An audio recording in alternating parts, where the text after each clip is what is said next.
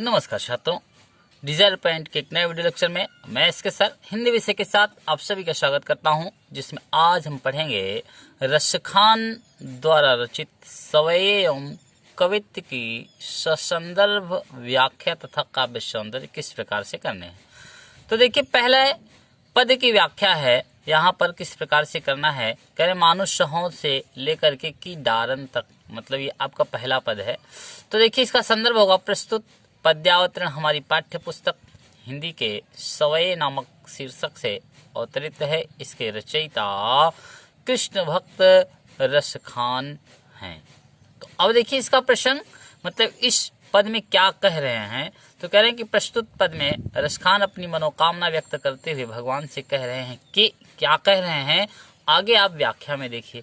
कह रहे हैं कि हे भगवान, यदि मैं अगले जन्म में मनुष्य बनूं तो ब्रज और गोकुल के गांव में ग्वालों के बीच निवास करूं। यदि मैं पशु बनूं तो हमारा हम पे बस कहाँ। फिर भी मैं चाहूंगा कि मैं नित्य हमेशा नंद की गायों के बीच चरूं। यदि मैं पत्थर बनूं तो वही पत्थर जिसे इंद्र की वर्षा के समय छाता बना करके अपने हाथों में श्री कृष्ण ने उठाया था। और यदि मैं पक्षी बनूं, यदि मैं पक्षियों में जन्म लूं तो वही पक्षी बनूं कि यमुना नदी के किनारे अन्य पक्षियों के साथ मिल करके कदम के वृक्ष की डाल पर निवास करूं। तो इस प्रकार से इसकी व्याख्या हुई। अब आप देखिए इसका काव्य सौंदर्य।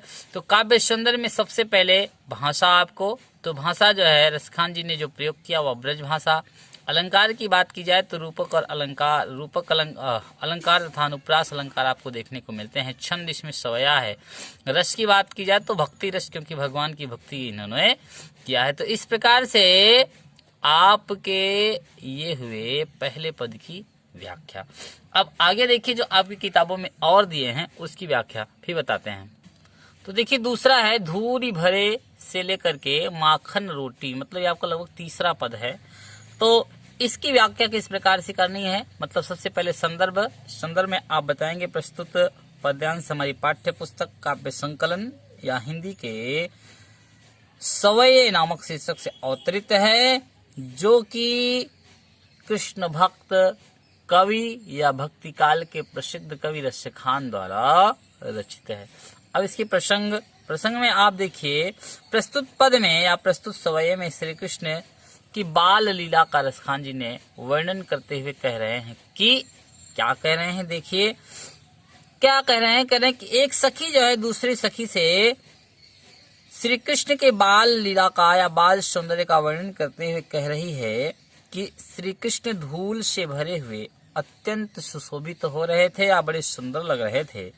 उनके पैरों पर, उनके सिर पर जो है बड़ी ही सुंदर चोटी बनी हुई थी। वे अपने घर के आंगन में खेलते खाते घूम रहे हैं। उनके पैरों में पायल बज रही है और उन्होंने पीला वस्त्र धारण किया है। और कह रहे हैं कि श्री कृष्ण की सुंदरता को देख करके कामदेव भी अपनी करोड़ों कलाओं को न्यौछावर कर देते हैं। हे सखी, उस कौवे के भाग्य की कितनी प्रशंसा की जाए जो श्री कृष्ण के हाथ से माखन और रोटी लेकर के भाग गया। अब इसका काव्य सौंदर्य देखिए। काव्य सौंदर्य में आपका अनुप्रास रंग अलंकार है, रस आपका भक्ति है, गुण की बात की जाए तो माधुर्य है, ब्रज भाषा है और छंद में आपका सवया है।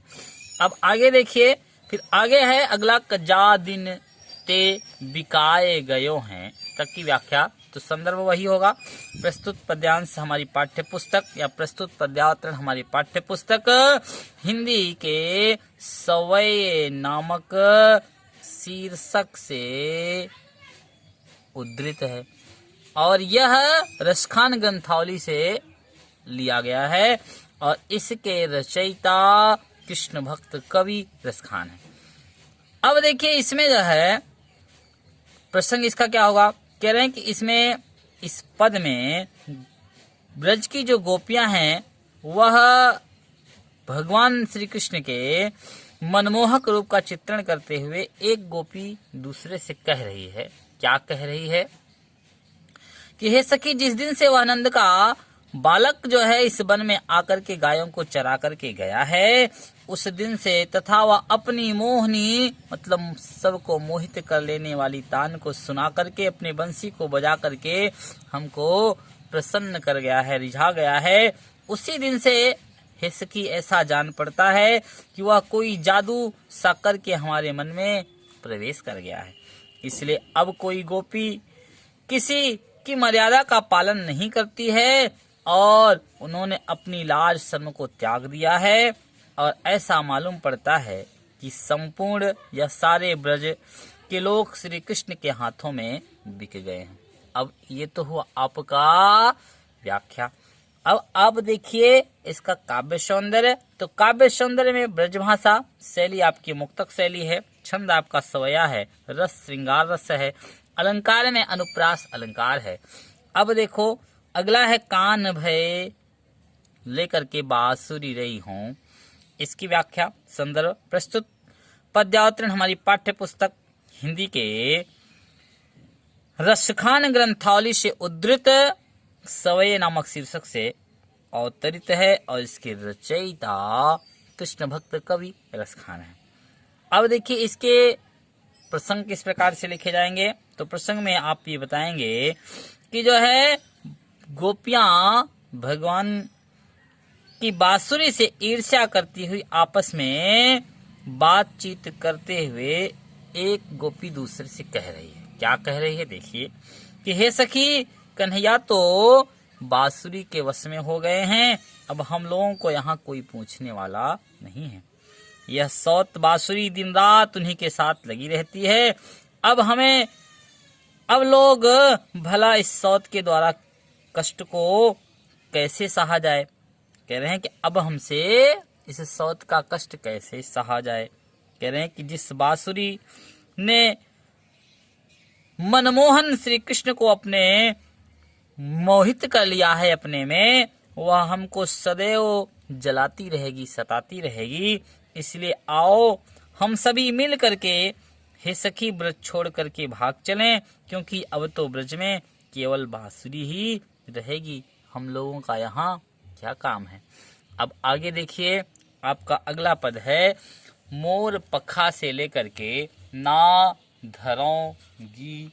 तो इसकी व्याख्या आपको किस प्रकार से करनी है। तो कह रहे हैं कि इसका संदर्भ होगा प्रस्तुत पद्यावतरण हमारी पाठ्य पुस्तक हिंदी के रसखान ग्रंथावली से उद्धृत सवये नामक शीर्षक से अवतरित है। इसके रचयिता कृष्ण भक्त कवि रसखान जी हैं। तो अब देखिए इसका प्रसंग क्या होगा। कह रहे हैं कि गोपियां जो है कृष्ण का वेश बना करके, कृष्ण का नाटक करके जो है सब कुछ कर रही हैं और जो है एक सखी जो है वह नाटक करने को तैयार होकर के कहती है। क्या कहती है देखिए। कह रहे हैं कि हे सखी, मैं भगवान श्री कृष्ण के मोर के पंख को अपने सिर पर धारण कर लूंगी, गले में मैं वनमाला धारण कर लूंगी और मैं पीतांबर ओढ़ लूंगी, लकुटी लेकर के ग्वालों के साथ मैं वन में घूमूंगी और इसके अतिरिक्त जो तुम कहोगी हे सखी मैं सारा नाटक करूंगी। लेकिन यह मुरली जो मुरलीधर की है, उन्होंने जिसे अपने होठों पर धारण किया था, मैं कभी भी अपने होठों पर धारण नहीं करूंगी हे सखी। अब देखिए तो इस प्रकार से आपका यह क्या हुआ व्याख्या के बाद अब आपका काव्य सौंदर्य में फिर वही आपका ब्रज भाषा है, ठीक ना, रस आपका श्रृंगार है, छंद आपका सवैया है। तो इस प्रकार से और आप देखिए यहाँ पर जो है यमक अलंकार है, अनुप्रास भी अलंकार का प्रयोग किया गया है। लेकिन देखिए अधरान धरी अधरान धरोगी में यमक अलंकार है। अब अगला देखिए गोरज बिराजे से लेकर के मुस्कान री। तो अब देखिए इस पद की व्याख्या किस प्रकार से करनी है। तो प्रस्तुत पद्यावतरण हमारी पाठ्य पुस्तक रसखान ग्रंथावली से उद्धृत कवित्त नामक शीर्षक से अवतरित है। इसके रचयिता कृष्ण भक्त कवि रसखान जी हैं। अब देखिए इसमें क्या प्रसंग में, देखिए प्रसंग में बताएंगे आप, ये लिखेंगे कि प्रस्तुत पद में श्री कृष्ण के सौंदर्य का वर्णन करते हुए कवि कह रहे हैं कि क्या कह रहे हैं, नीचे से देखिए। श्री कृष्ण दिन भर गाय चरा करके जब शाम को घर लौटते हैं तो उस समय एक गोपी उनके सौंदर्य का वर्णन करते हुए कह रही है, हे सखी वह देखो कृष्ण आ रहे हैं, उनके मस्तक पर, उनके माथे पर गायों के पैरों की धूल लगी है, गले में उनके लहलहाती हुई ताजे फूलों की माला है और आगे आगे गायें आ रही हैं, पीछे पीछे ग्वाल आ रहे हैं और वे मीठी मीठी वाणी में गाते आ रहे हैं। उनकी टेढ़ी दृष्टि और धीरे धीरे मुस्कुराना जैसे सुंदर है वैसे ही मधुर मधुर उनकी बांसुरी की ध्वनि भी है। हे सखी यमुना नदी के तट पर कदम के वृक्ष के नीचे कृष्ण बहुत ही सुंदर लग रहे हैं। आओ हे सखी हम सब अटारी या छत पर चढ़ करके उनके पीले वस्त्रों को फहराना देखो। हे सखी वह आनंद की वर्षा करके शरीर के तपन को, शरीर के ताप को, शरीर की गर्मी को मिटा रहे हैं। वह आनंद का भंडार हमारी आंखों को तथा हमारे प्राणों को बड़ा प्रसन्न कर रहा है, अत्यंत हमें आनंद प्रदान कर रहा है। तो इस प्रकार से आपका हुआ। तो देखिए काव्य सौंदर्य में आपका होगा भाषा, ब्रज भाषा, आपका सवया छंद होगा और मुक्तक शैली होगी।